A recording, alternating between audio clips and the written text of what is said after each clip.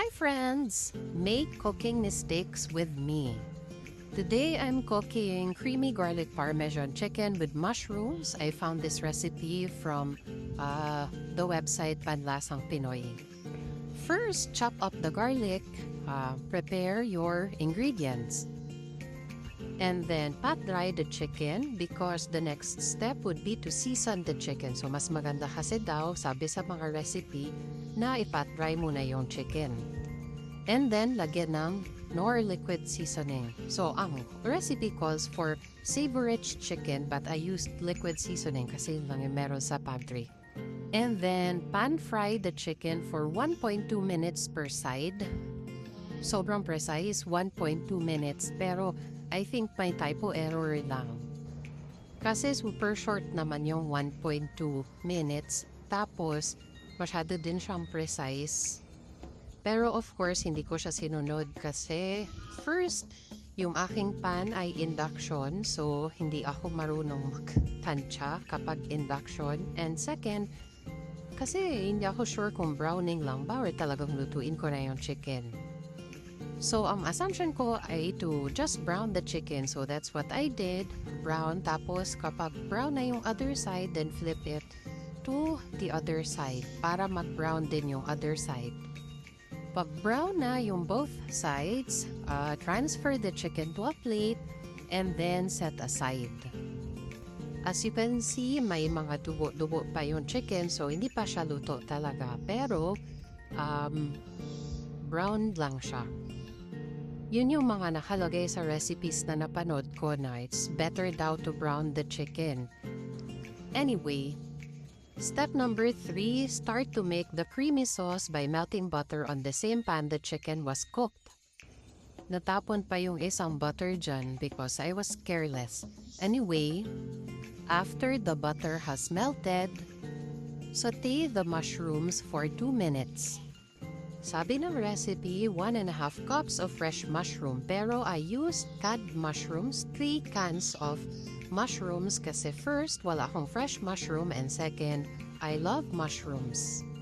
And then, add the garlic and continue to cook for 30 seconds.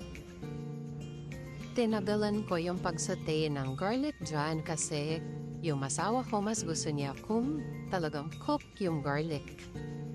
Saute lang and then gradually add the all-purpose flour. So dito ako first nagkamali. I mean, yung major mistake talaga sa recipe na to. So, I already added 2 tablespoons of all-purpose flour. The recipe only called for 3 tablespoons. Pero pagka-add ko ng 3rd tablespoon, sabi ko parang wala pa namang lumps na nag-form kasi dapat may lumps. Kaya dinagdagan ko ng 1 more tablespoon of all-purpose flour which turned out to be a mistake. Sabi kasi sa recipe na continuously stir until lumps form pero napansin ko na hindi naman nag-form yung lumps. Anyway, next step, number 5, slowly pour around 3/4 of the total milk amount. So the total milk amount is 2.5 cups times 3/4. Hindi ko alam yung sagot so that's why I estimated 2 cups.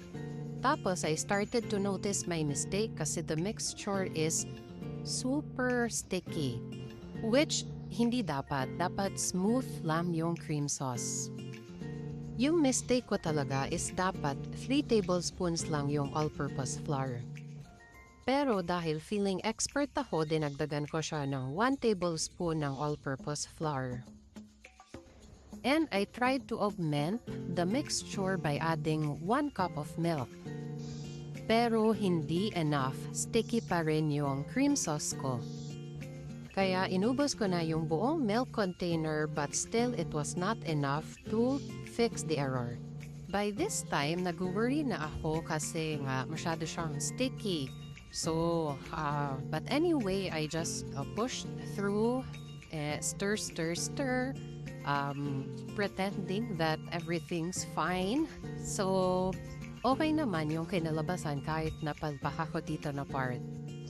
And then, naglagay na ako ng Parmesan cheese. The recipe called for 1.5 cup of Parmesan cheese pero again, tinamad na ako kumuha ng 1/2 cup na measuring cup. So, nag-estimate na lang ulit ako.